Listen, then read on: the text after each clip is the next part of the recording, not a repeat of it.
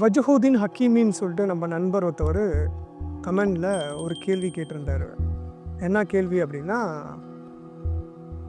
நான் நாடியோருக்கு மட்டும் நேர்வழிப்படுத்துகிறேன் அப்படின்னு அல்லாஹ் குரானில் சொல்கிறாங்க. அதை பற்றி நிறைய பேர் தப்பாக நினச்சிக்கிறாங்க, அதை விளக்கி ஒரு வீடியோ போடுங்க அப்படின்னு சொல்லிட்டு கமெண்டில் கேட்டிருந்தாப்புல. அதுக்கான விளக்க வீடியோ தான் இந்த பதிவு.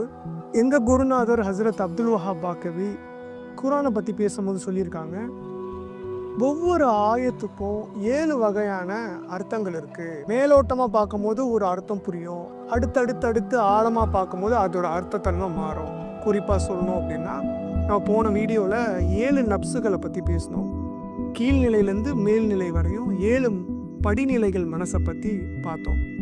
அந்த 7 நிலைகளில் நீங்கள் எந்த நிலையிலேருந்து ஒரு ஆயத்தை பார்க்குறீங்களோ அந்த நிலையில தான் உங்களுக்கு அர்த்தம் புரியும்.